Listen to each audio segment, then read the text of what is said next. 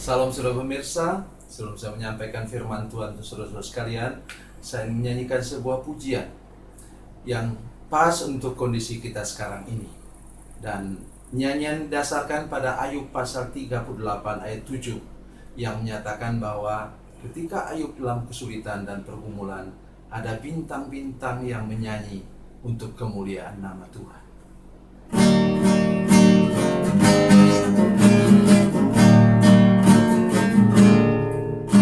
Tiada tampak terang di tengah hujan badai, sang pengembara merintih tak berdaya.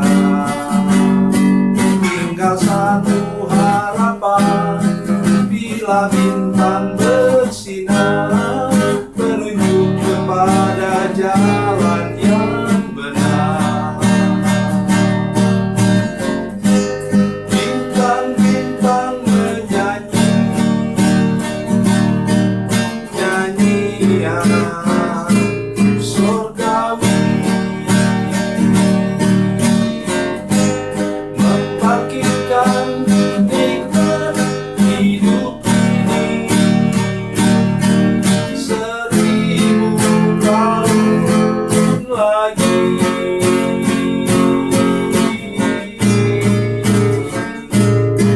Bagi insan yang sengsara di hidupnya hari ini,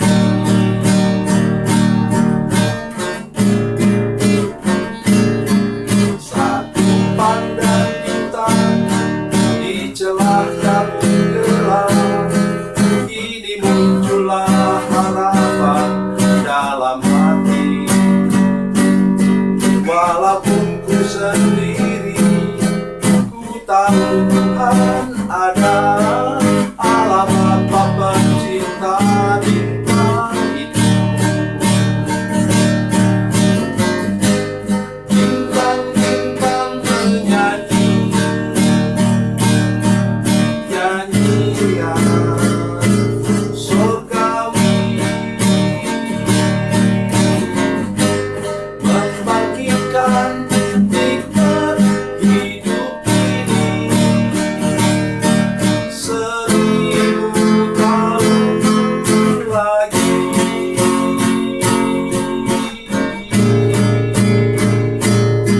Bagi insan yang sengsara hidupnya hari ini.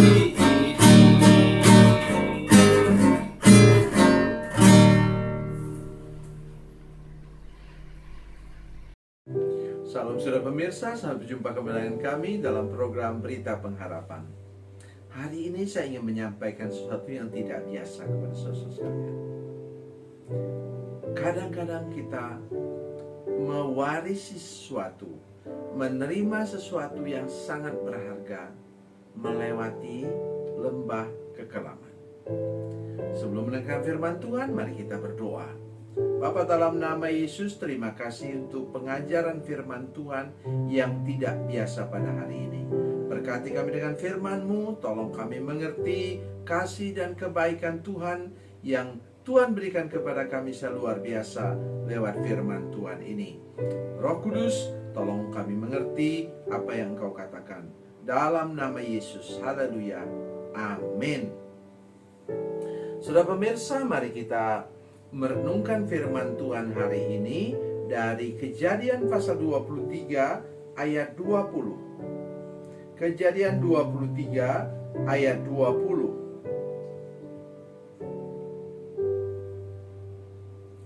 Kejadian 23 ayat 20, demikian bunyi firman Tuhan.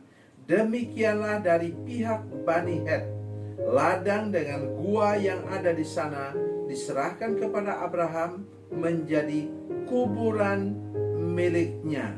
Amin. Saudara pemirsa, kalau saudara membaca firman Tuhan dari Kejadian pasal 13, di sana Abraham berpisah dengan Lot. Sesudah Lot pergi, Tuhan berfirman kepada Abraham, engkau lihatlah ke timur, barat, utara, dan selatan. Tanah ini akan kuberikan kepada keturunanmu. Jadilah itu tanah perjanjian yang ditaklukkan oleh umat Tuhan pada zaman Musa, atau lebih tepatnya pada zaman Yosua, berapa ratus tahun sesudah Abraham.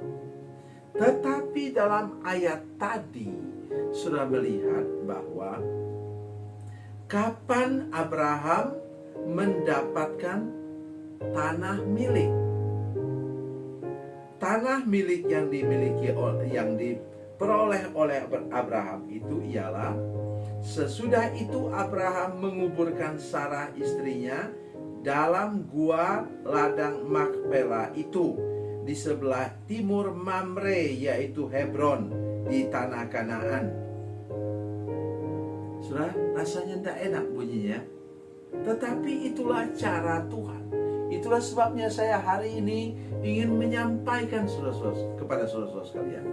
Ketika kita berduka cita, ketika kita mengalami sesuatu yang tidak menyenangkan, bahkan sangat tidak menyenangkan, mari terus pandang kepada Tuhan. Pandang kepada surga. Ya. Jangan pandang ke bawah. Jangan pandang ke tempat lain, kepada manusia. Jangan mengukurkan diri dengan sukses orang lain. Jangan. Karena di sini sudah tahu Abraham saudagar yang kaya. Kaya raya bahkan, kata firman Tuhan. Dalam Kejadian 13 ayat 2 mengatakan, adapun Abraham sangat kaya, banyak ternak, perak, dan emasnya. Luar biasa. Tetapi untuk mendapatkan tanah milik, ia perlu melewati lembah kekelaman, yaitu istri yang dia cintai, namanya Ibu Sarah atau Oma Sarah. Kemudian saudara sekalian, apa yang terjadi? Untuk menguburkannya, tentu dia tidak perlu bawa ke Haran lagi. Dan dia kuburkan di tempat yang sama, dan melaluinya ia membeli sebuah gua tanah. Ya. Kemudian ada guanya di sana. Ingat, seorang Israel, saudara sekalian, atau orang Ibrani itu, mereka dinding batu dibuat menjadi gua dan dipahat di sana, dan di sana ditempatkan kuburan, seperti tempat tidur, kuburan, seperti yang dibuat oleh Yusuf dari Arimatea untuk Tuhan Yesus Kristus. Ya. Saudara pemirsa sekalian, mari hari ini jangan memandang penderitaan, jangan memandang duka cita hanya sebatas duka cita. Mari kita melihat di balik bukit, di balik gunung duka cita itu, Tuhan siapkan apa? Seperti Abraham di sini. Oh, saya sangat suka dengan ayat firman Tuhan ini. Ayat 20 tadi, demikianlah dari pihak Bani Het, ladang dengan gua yang ada di sana diserahkan kepada Abraham menjadi kuburan miliknya. Mari kita baca sebentar. Keluaran pasal 3, Keluaran pasal 3 ayat yang ke-8. Nanti sudah akan terkejut mendengar firman Tuhan ini. Ayat 8. Sebab itu aku telah turun untuk melepaskan mereka dari tangan orang Mesir dan menuntun mereka keluar dari negeri itu ke suatu negeri yang baik dan luas, suatu negeri yang berlimpah-limpah susu dan madunya, ke tempat orang, dengar, ke tempat orang Kanaan, orang Het. Itu tadi, yang tadi tanahnya sudah dibeli oleh Abraham ribuan tahun sebelumnya, ratusan tahun sebelumnya, maaf. Orang Amori, orang Feris, orang Hewi, dan orang Yebus. Mari kita kembali lagi ke kejadian tadi. Kejadian 23 ayat 20. Kejadian 23 ayat 20. Demikian dari pihak Bani Het. Nah, itu dia. Jadi sepotong tanah, ya saya tidak mengatakan sepotong, mengatakan terlalu sedikit. Boleh jadi itu memang 1-2 hektar atau malah 10 hektar. Karena itu dibeli punggung bukit itu, saudara sekalian. Semuanya dibeli oleh Abraham. Karena kemudian hari Yakub juga dikuburkan di sana. Yusuf juga dikuburkan di sana. Saudara sekalian, artinya cukup luas. Tetapi dibandingkan dengan tanah perjanjian yang menjadi milik umat Tuhan sampai sekarang, itu ialah 50 kali 200 kilometer. Bukan 1-2 hektar. 50 lebarnya dan panjangnya 200 kilometer.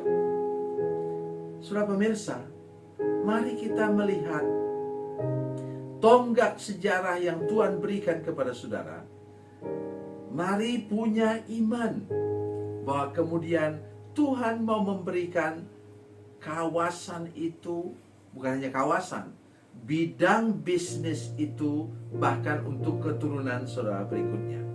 Perhatikan Daud, ketika dia menjadi raja, dipilih Tuhan menjadi raja, dan dia hidup benar di hadapan Tuhan, maka kemudian sejarah raja-raja Yehuda jauh berbeda dengan sejarah raja-raja Israel di utara.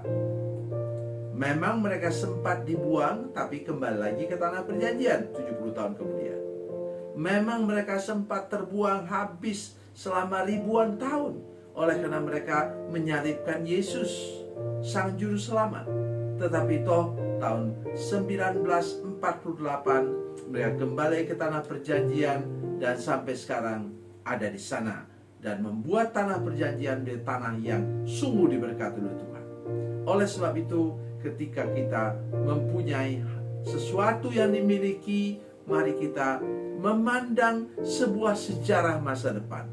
Tuhan mau saudara diberkati oleh Tuhan, dan anak, cucu, buyut saudara sekalian, keturunan berikutnya juga akan diberkati oleh Tuhan. Tuhan Yesus memberkati, Tuhan Yesus baik. Mari kita berdoa. Bapa, dalam nama Yesus kami bersyukur kepadamu untuk kebenaran firman Tuhan ini. Tolong kami semua untuk memahami. Ketika kami melewati lembah kekelaman, kami percaya di sana Tuhan akan memberikan kepada kami warisan terbalik dari kondisi yang menyedihkan menjadi membawa sukacita, bahkan sampai keturunan demi keturunan yang akan datang. Terima kasih Bapa di surga, dalam nama Yesus. Haleluya. Amin.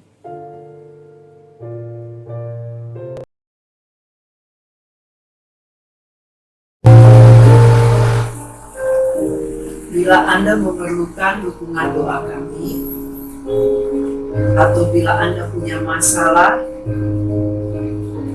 yang ingin didoakan, silakan menghubungi nomor telepon kami 0812 7661 1125. Dan bagi Anda yang berada di luar negeri, silakan menghubungi plus 62 812 7661 1125. Tuhan Yesus memberkati, Tuhan Yesus berkati.